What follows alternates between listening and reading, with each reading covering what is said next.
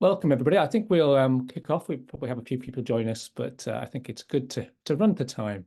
So thank you very much for joining this ISPIM Teaching and Coaching Special Interest Group webinar. It's one of a series we're running throughout the year, so please do watch out for the future ones. This one's focused on diverging and converging, specifically for successful innovation and team working in higher education. My name's Tony Morgan. I'm part of the Special Interest Group's panel or board, if you like. But I'm also an associate professor at the University of Leeds in the United Kingdom. But my background is very much in industry. I spent 30 years in IT and technology, 20 years at IBM, where I had roles including Chief Innovation Officer for one of IBM's business units, IBM Innovation Leader, working for a global bank, and so on. So the last 4 or 5 years, I had a slight career change, and now I work in higher education at Leeds. And I love my role working with diverse teams of students.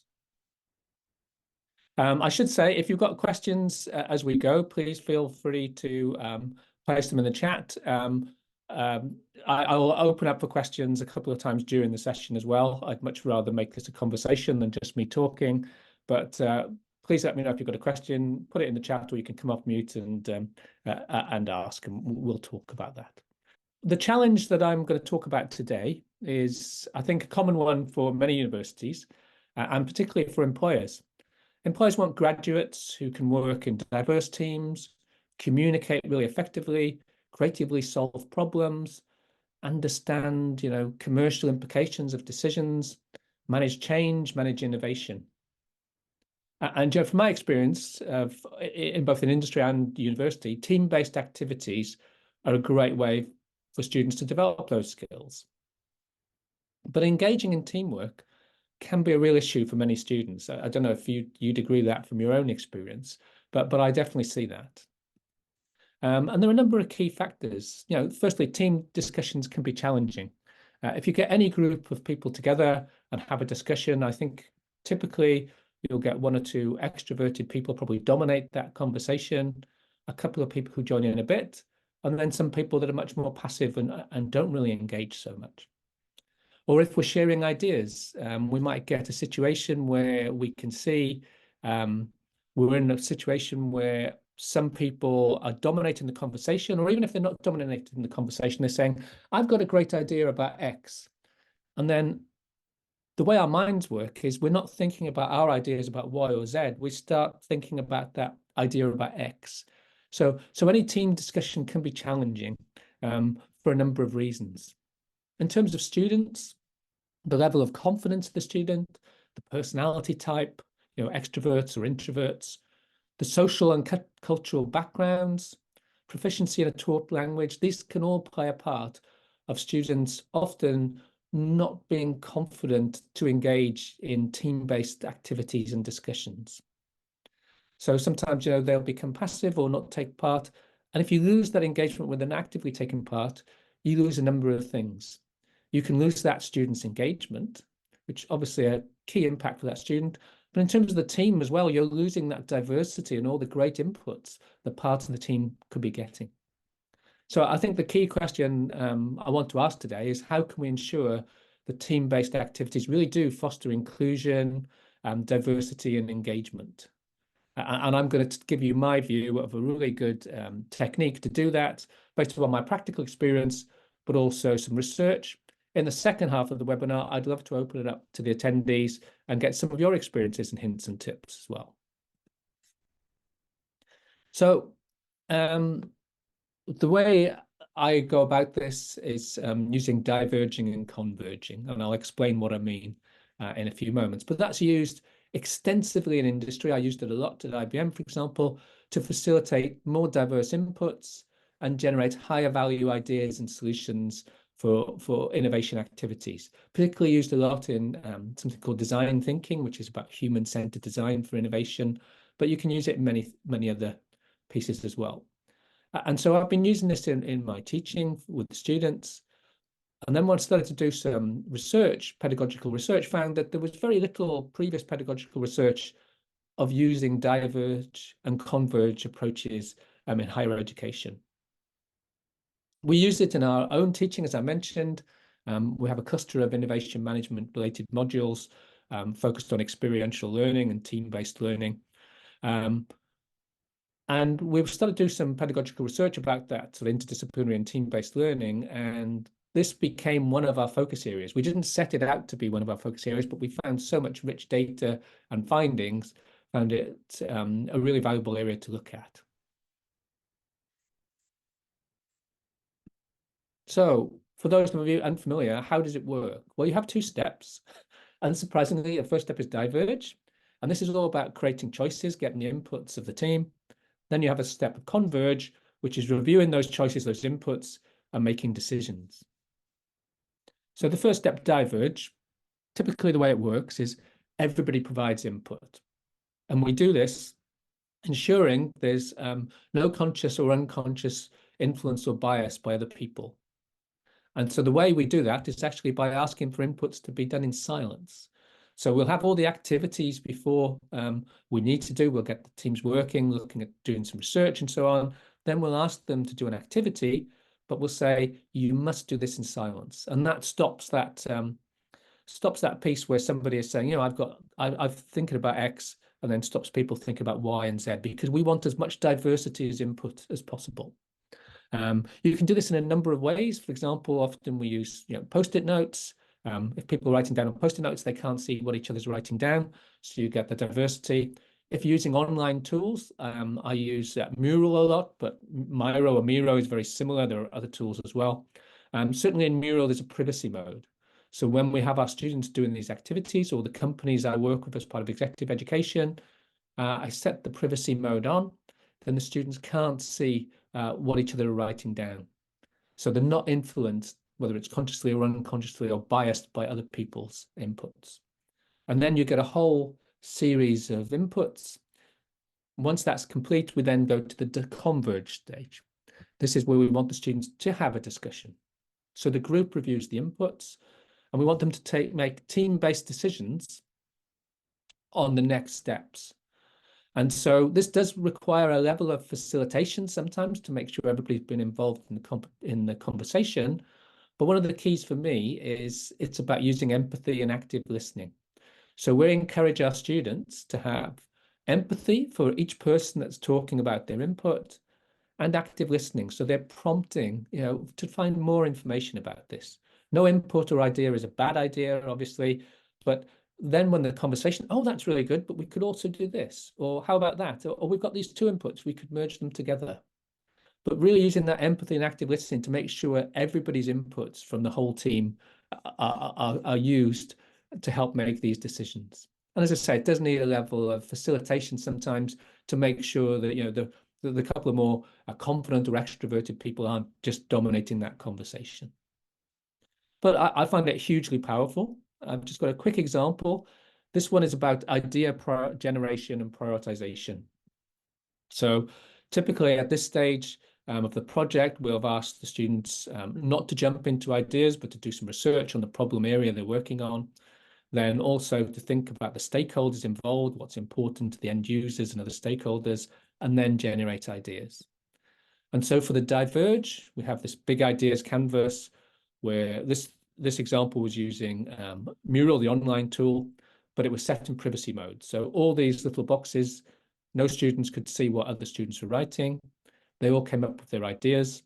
Don't worry about looking at what the specific ideas for this project are, but they came up with a diverse set of ideas in the diverge stage. So they did that in silence, no talking, and we give them time. If you find people talking in the class, I'm quite strict. I wander around. Obviously, if you're doing it online on something like Zoom, then you can get everybody on mute.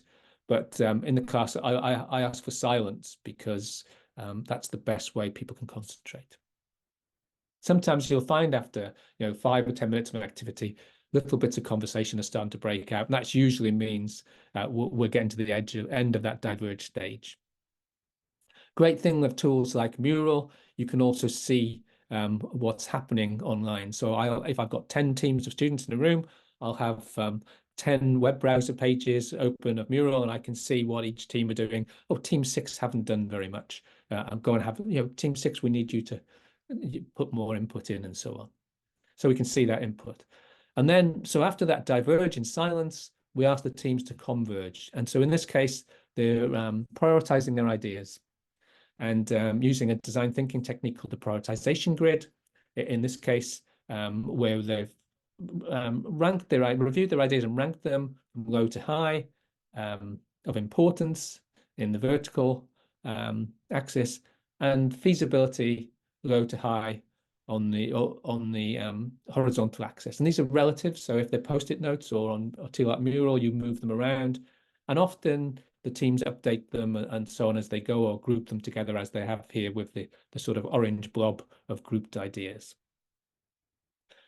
This is for idea generation, which is the most simple one, but we've used it for lots of things. Understanding stakeholders, you can diverge and converge. Analyzing problems, I use it as part of the 6 thinking hats technique, for example.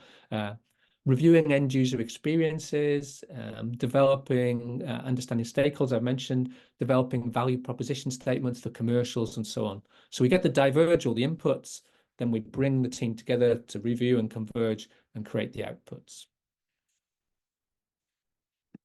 So I wanted to talk a little bit, that's what it's about, talk a little bit about our specific research in this area that we've done. And for our wider project at Leeds, we've done some qualitative analysis of students' reflections on diverging and converging in team-based learning. Specifically for this aspect, we've done some much wider looking at working in interdisciplinary teams as well. But for this piece, it was about diverging and converging. We have a rich data set of weekly reflective journals the students write, reflective assignment reports the students write from our flagship innovation, thinking and practice module, which is very, very popular with students. Also supplemented by alumni interviews. So we've got some of the alumni students in, and we've had very detailed interviews with them as well. And all the images you can see are pictures of our students from the module, Students in Action.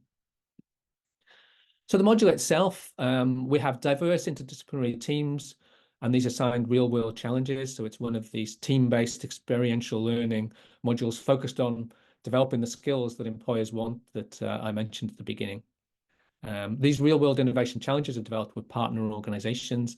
Some of the facilitated activities we go through include researching the problem, understanding the stakeholders, generating empathy for the stakeholders. Then once they've done that, generating ideas, selecting an idea, prototyping it, and then developing the commercial value, and finally pitching it. We have extensive use of diverge and converge techniques through this process. So we use it for many things, and we've analyzed the students' reflections for these activities. So the benefits that we've identified, sort of categorize them down into 4 main areas. One, the first and the second one, I think, are aligned very much with the benefits of why this is used extensively in industry. You get an improved diversity of input, you get an increased quality of output. The third one, particularly, I think, for higher education, is really important for companies as well, but for higher education, this is about student inclusion and engagement. And then the fourth one, we found some wider benefits too.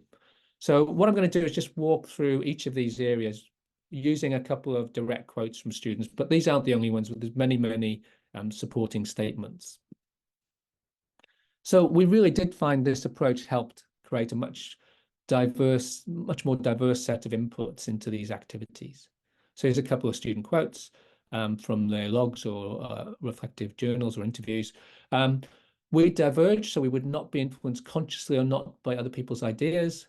When we converged, our ideas were far more diverse than before. So you can see that the students are seeing the benefit, the diversity they're getting. Second one, as a team, we diverged and converged to generate unique and different ideas. And having different degrees really created diverse ideas. So the interdisciplinary aspect is really important here as well. The more diverse you can make the team, the more diverse the inputs will be. But using that divergence piece particularly helps to make sure you do get that diversity of input from your diverse cohort. The second area is around quality of outputs.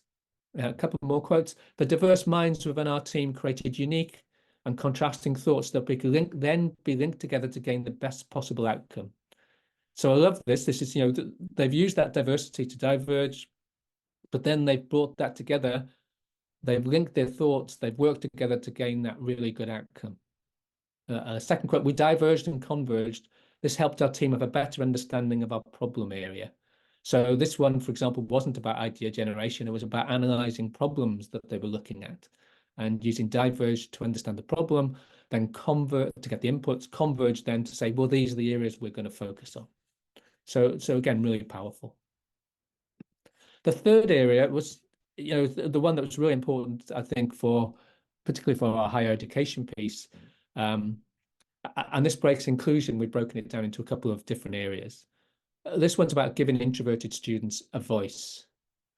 And a lot of students fed back, quieter members of the group are now becoming more confident in sharing their ideas.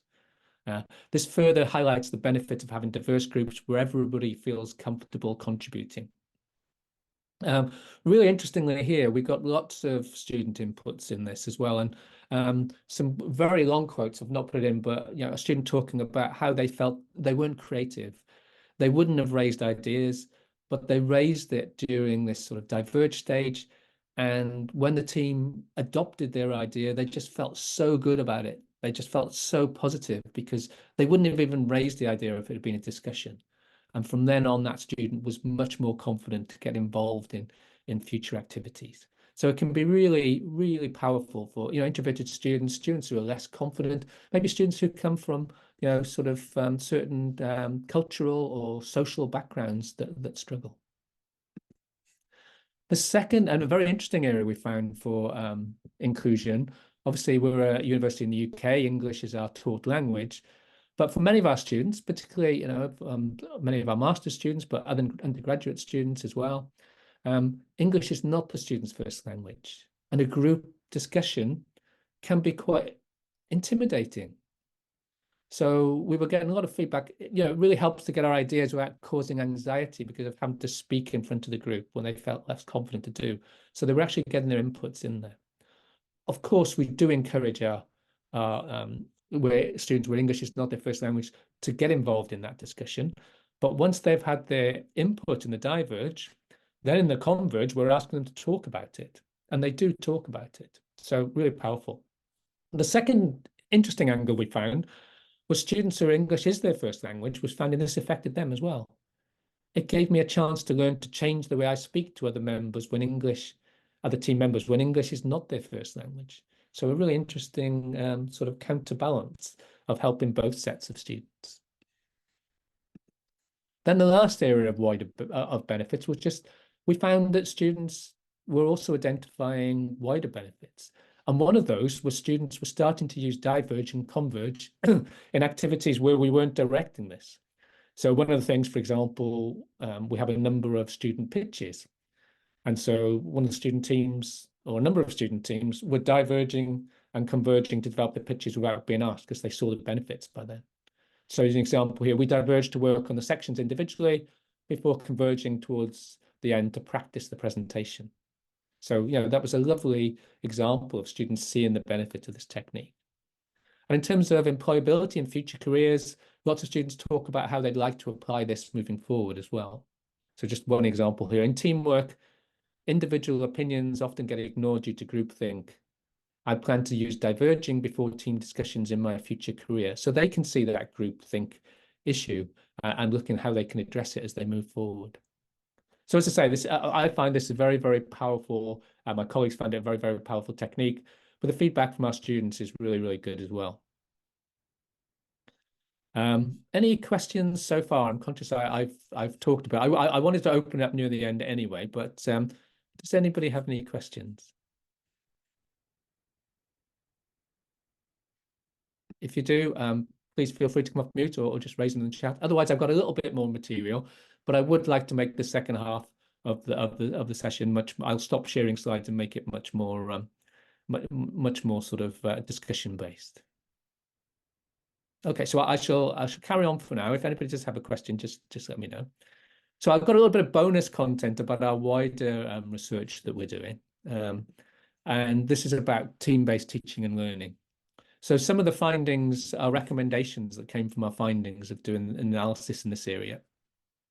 where when you're doing team-based learning, it's really important to select the teams carefully to maximize the diversity. Now, one of the things I have at the beginning of each semester is a very long spreadsheet, and I go through that spreadsheet to maximize the diversity of each team in terms of the module, the programs they're taking, the schools they're in within the university, because we have an interdisciplinary teaching, the genders, the countries of origin,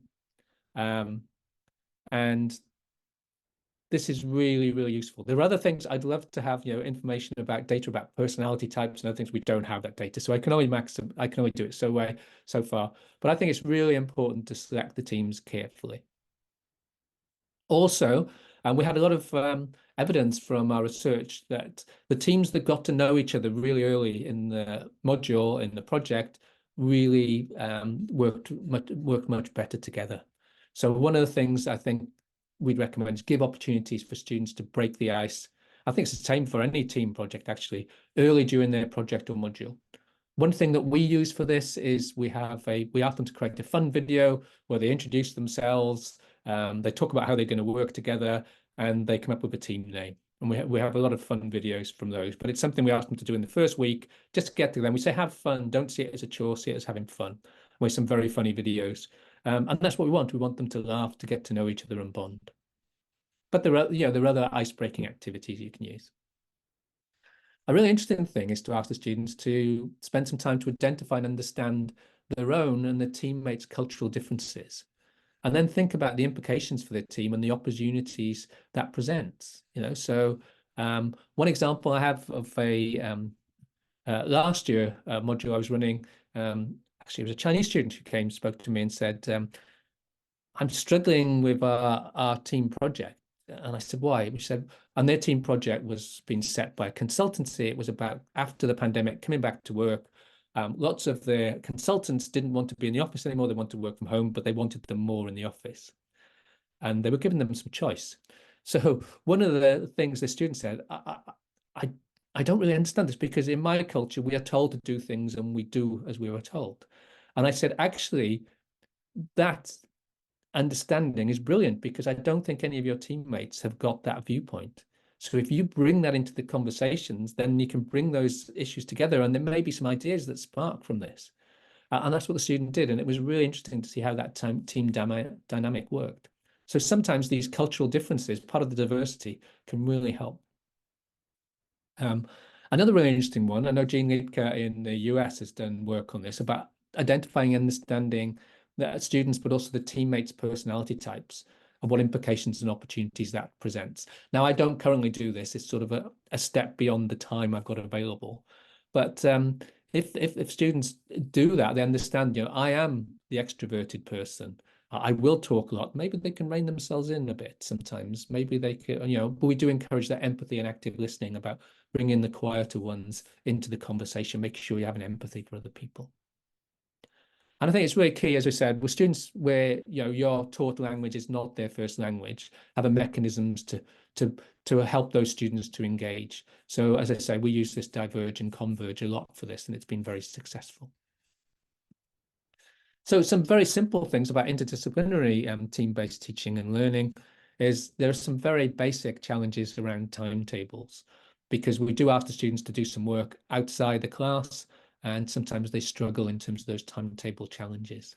So, that if there's any way we can help the students understand and carve out time, that's great. We have multiple, because we have quite a big cohort, we have multiple classes. So we try to work it out in times that they can get time together. Also, they don't all have to meet at the same time. They sometimes can move into the next point, break down their workload and distribute it between the team.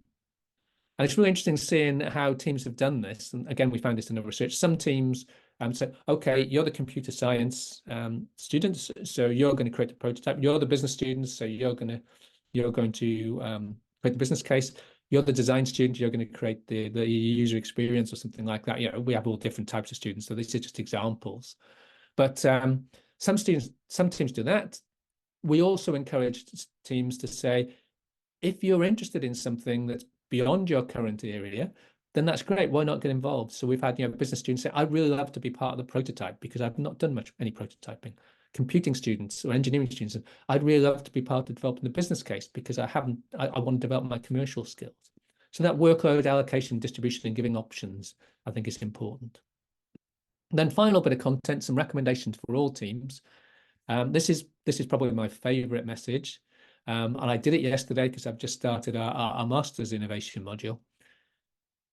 Tell students that, they're in a team, and we've just put them in a team, not with their friends, but we've put them in a random team with, not random, carefully designed, but a team that they couldn't choose on a challenge they couldn't choose. And so they do feel a bit uncomfortable to start. We want them to bond early. But we tell the students up front that they're working in a team, problems do happen, conflicts between two team members do happen. If you don't have a problem, that's great. If you do have a problem, that in itself is not an issue. This is an opportunity actually to address an issue, overcome it, and then create great stories for the students' interview. So we call it in Leeds surfacing the skills. So we give them some resources they can use, but we tell them they are free. What we'd like to do, if you've got a problem, is try and fix it yourself. Only come to us if you can't fix that problem. And of course, occasionally we will get involved with the team, but very rarely. We get some great experiences from students about how they had a conflict and how they overcome it. And I'll give you a couple of examples in a moment. We also give them some enablers. So we give them some things about how helping team-based working, focusing on clear communications within the team, making sure they've got a common goal, helping them understand how to run meetings, which I think lots of people in academia and industry can't run a meeting very well. So it's a really good skill. And then helping them ways to address team member motivation and engagement. And so, sometimes students can get quite annoyed. Somebody's not come to classes, not done work outside. We say start with empathy. And so a couple of examples of this. A couple of years ago, we had a team of students said, well, this student is not, they didn't actually come to us. They said, this student's not engaging. Rather than chasing them up and telling them off, they reached out. They found that student had a problem. A family member had died. They wrapped themselves around that student, supported her, brought her back into the team. Team did very well. That student felt so good from that support, and the team felt good because they were doing something different. One from a couple of months ago, similar, I had a student who had visa issues, couldn't get back in the UK at the beginning of the module. I said to them, this is a very experiential team-based module. If you're not here, it's going to be very difficult for you. But they said, I really, really want to do it. And I'll be there in 2 weeks. So I said, okay, but you'll need to reach out to your teammates, get involved with them. The next class we ran, there was an extra device. There was an extra device on the table, and that student was actually there. The team themselves had brought that student in. Because we're using an online tool, they can get involved in the activities, but that student was involved in the team discussions in the class. That's because they had empathy. Not every student is like, we'll get the odd student who doesn't engage, which is an issue which we'll have to deal with. But the vast majority of times, with empathy and motivation, you can bring the students on board, and they really bond as a team. And then the last point, really, we do focus a lot on teaching empathy and active listening. These are key skills for students to learn. Fantastic students, skills to take into the workplace and in general life. And we love seeing the students, practice these things, but also tell us about how they've talked about how they've applied them against surfacing their learning in their interviews and so on. So it's just a little bit of content to finish off, and I'll open the discussion. In terms of dissemination, we have detailed reports with findings on our team-based learning, but also the Diverge, Converge. We have a web page with links to reports, how-to guides on Diverge, Converge, for example. We have a YouTube video. We've got some academic papers under development at the moment, led by my colleague Lena. And our approach is documented in this, our teaching approach is documented in this book with lots of diverging and converging design thinking for student projects, but it's really about any student project. It's got access to online resources. You can get the book from the publisher Sage or Amazon, or for your university, get it into the library. We in Leeds, we have the online version as well, so the students have got access to it. It's core reading for a number of our modules now, and modules in other universities. And it really looks at a lot of the things we've talked about team-based learning today. So I've got one last slide, I think. So I'll cover that, and then I'll come back to questions and discussion, stop sharing. If you do want to find out more, visit our project webpage, which I've mentioned. We'll make sure you get access to a copy of the slides afterwards. We are having an event. It's currently scheduled for Thursday, 20th of April, but that might change by a few days. If you are interested, you can you take the QR code and register using the form, or email my colleague Lena Jasperson. So I'll give you a moment just in case anybody's interested and wants to get the QR code. And just before I close the slides down, I just say watch out for our next ISPIM Teaching and Coaching Special Interest Group webinar. We're running a whole series of these this year. I'm really excited about them. We've got some fantastic colleagues coming along. So I will just go back. So questions and discussion. I'm going to stop sharing. If you can get your cameras on, that would be great. If we can see each other, there's not a huge number of people. So let's open it up to a discussion. Thank you. Hi. So anybody? Oh, cameras are coming on. That's brilliant. So that's what we want. So I'm open up for discussion. Did it resonate what I was talking about? Is it something you use? Is it something you could use? So what do we think? May I ask a question, please? Of course, questions are Yes. great. Okay. I'm from Indonesia. I'm teaching in a university in Indonesia, and I'm teaching design thinking actually. And Great. we implemented some of the things that you mentioned in your slides. So, for example, like the student reflective journals and things like that. Yeah. However,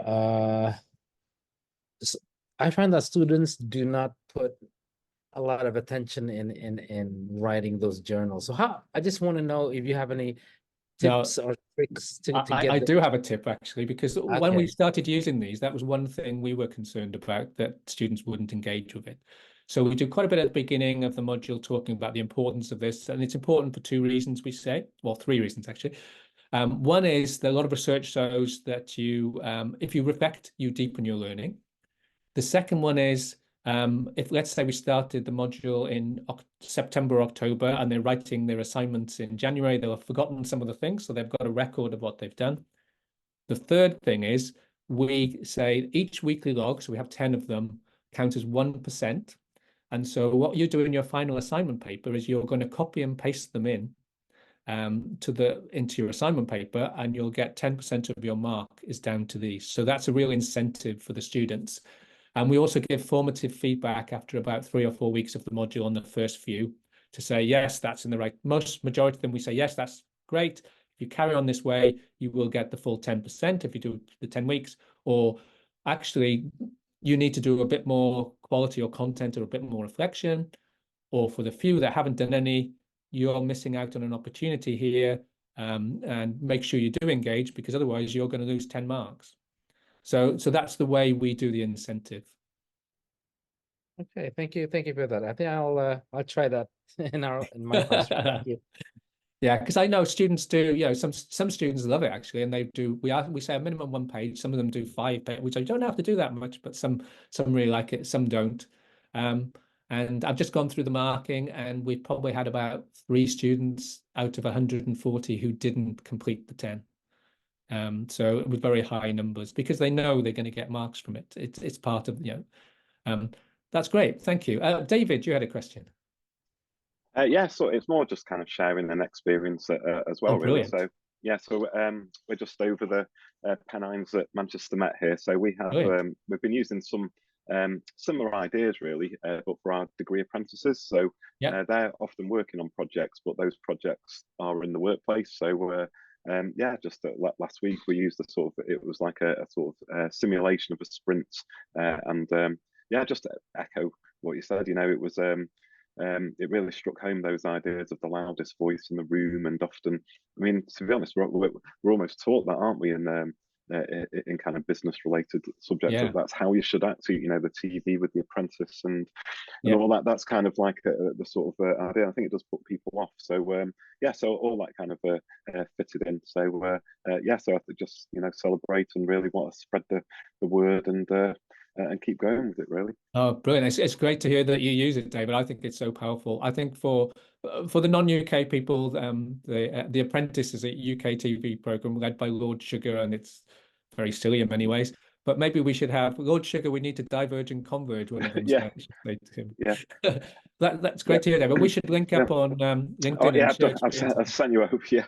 Just one other question as well about the software. I've not used that before. Mural. Any tips? Is it just simple? Is it kind of use the templates, or just go with the blank canvas? Or yeah, so what I do with our students, actually, yeah, it's a really good question. And I use Mural, but the Miro tool is very, very similar. Before the module starts, a couple of tips I'll give you. Before the module starts, to get students familiar to use it, I have a little sort of introduction and practice Mural. So I have some instructions throughout 2 pages that say, this is the tool we're going to use for some of this collaboration. First step will be going into the practice Mural, putting their name and a fact about themselves so they know how to put a sticky note. Then we have a hopes and fears exercise, which is actually a design thinking exercise some of you might be familiar with. Say, what do you really hope to do in this module? What do you hope to learn? What are you worried about? And then we have a practice area where they can do whatever they like, sort of freestyle. And then in the first week of the module, I show their hopes and fears. And I say, you've actually taken part in your first design thinking activity, because this is a design thinking activity. But what it helps me with, I know what you're excited and hoping to get out of this module. And I group them together so we have some themes. And this is what you're worried about. For example, people in my team not engaging is often one of the things people are worried about. So I say, those are the things that we know you're concerned about that we're going to keep looking at through the module. And for everybody else, lots of your peers have said they're worried about working in a team. So please make sure that you can see that if everybody's worried about it, you've got to be a good team player. So those sorts of things. So that's one thing about the tool, the introduction. But yeah, in terms of the tool, I create a template, basically a mural wall for each team, and I templated it. So I create a module template with each of the activities we're going to do. And I lock down all the templates so they can't. If you've ever been on one of these sessions and somebody hasn't locked the templates, everything starts moving around. It's crazy. So I format it and lock it before on the template, and then it's very simple. It's 5 seconds to create a duplicate for each team. So I'll create the module one. It's very important to get the module one right first, otherwise if you've got 10 or 20 teams, you're doing 20 changes. But yeah, I use the templates. Some of the templates already on Mural I use. Other ones I've created my own templates for, and then you can create your own templates and insert them in and things as well. Yeah, give it a try. Thanks for that. Yeah, no, brilliant. Thank you. So 2 great points and questions there. Anybody else got any thoughts? It doesn't have to be a question. It could be sharing your experiences or challenges.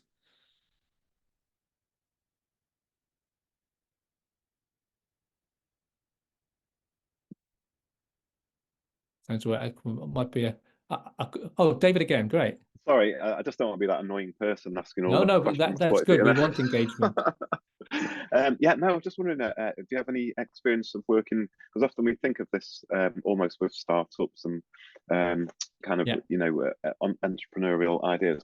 How about for big organisations and like your own experience of innovation managers? Yeah, so when I worked for IBM, for example, I used a lot of these approaches with companies. I'll give an example of an online retailer I worked with. Obviously, I won't share names. Yeah. But we did an activity where we had to understand where the struggles were with these people. They were called merchandisers. So they were managing the orders, this retail company, and they have thousands and thousands of orders. They need to find out which is the most important, how to track them, and so on. And so we did some personas and empathy maps to understand those people, but doing it with the people themselves. And so we did some diverging and converging. When we diverged, one of the feels piece for the empathy map was how the people were feeling. They were putting how they were feeling about this job was very complex. And somebody put soul destroying. And sort of senior manager in the company says, I was ready to protect the person. I said, who has written soul destroying? And this poor lady put her hand up. It was me. And I was ready to protect her if needed. But he said, what do you mean? She said, well, I love what I do, but to find the right orders to chase, I have to look at these spreadsheets, I have to phone this team, I have to go on 3 different IT systems. It's soul destroying. And you could see it went click in his head. this is a problem we've got to fix. Yeah, yeah. And so yeah, you can use this. You've got to get the right people, and you've got to introduce it in the right way so people go, oh, it's the post-it nonsense. Yeah. But they saw the value of it, and you could see, as I say, that executive just clicked in his head, this is a problem I've got to solve because I'm going to lose my staff.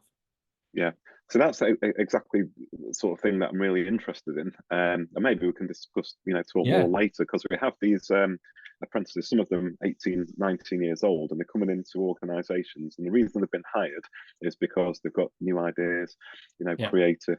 And then obviously the first thing that they do when they start in the organisation is fit in. So it's almost like they don't want to.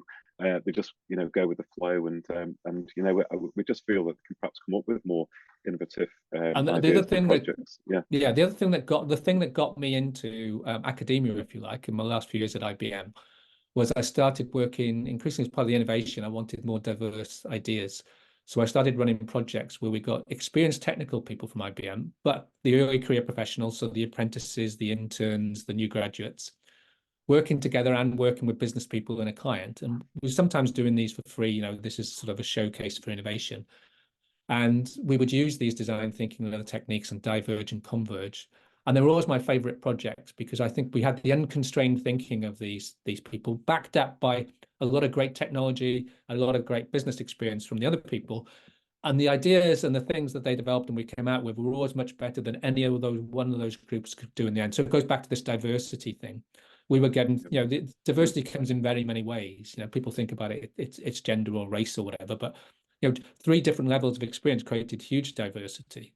And obviously each intake of apprentices or graduates, whatever, it's quite diverse anyway. So you're getting but having those different levels of diversity was great. And IBM customers loved it. And I loved working with those younger people, and that sort of, then I started doing a few guest lectures and things for universities, and and here I am. So it was very, very interesting. But absolutely, I think that diversity, and so I love what you're doing. If there's a way we can get those degree apprentices adding more value to their organizations by the organizations letting them, then that can be hugely effective. Good. Thank you so much. Great. And the other thing, for our going back to higher education, for our modules, we're working with real companies. We actually anonymize them. So we'll get a real challenge with, let's say, a certain bank, and then we'll call it a different bank, a fictional bank name. So there's no problem about intellectual property and use of logos and things like that. But we get real people, and the students interview those people, and so they get diversity. And we say empathy. You've got to have empathy for the person. How often do students get a chance to interview somebody from industry? The other thing we do in a lot of our workshops is we bring a couple of people from industry in, and they just spend 5 minutes with each team talking to them about, asking them about their projects, sharing experiences, challenging them sometimes on their thinking. And we tell our students that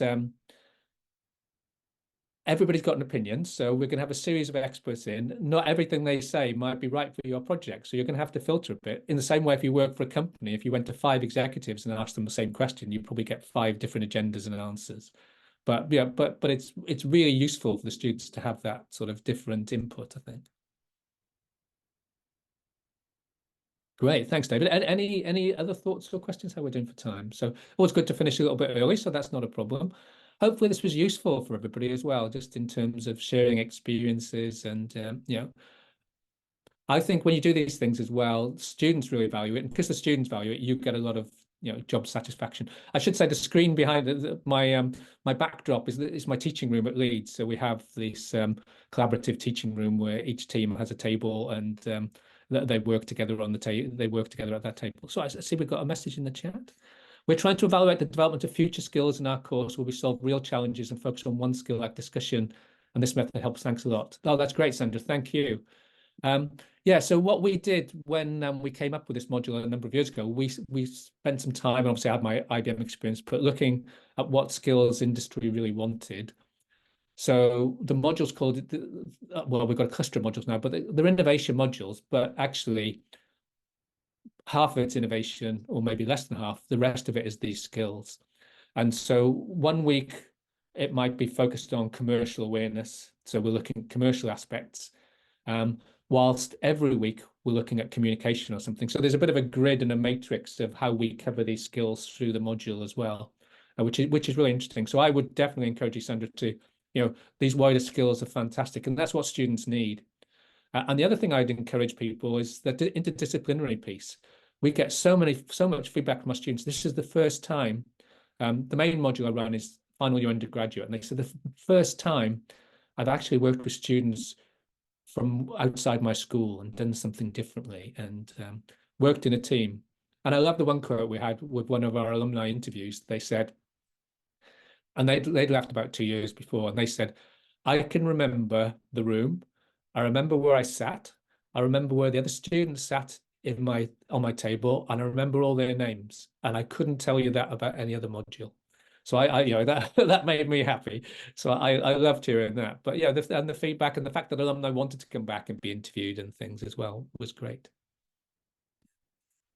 So I'm conscious we're sort of running sort of near to the time. I hope it's been useful. Any final questions or thoughts? But otherwise, I hope it's been useful. And for the people watching the recording, I hope the hints and tips, please do connect via LinkedIn.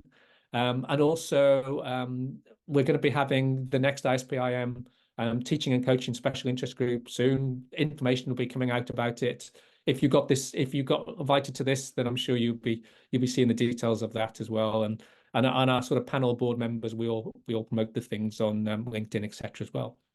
So I think probably we're good to go. Always good to get 10 minutes back in our busy diaries as well. So thank you for the inputs and questions, and have a great day. Thank you. Bye.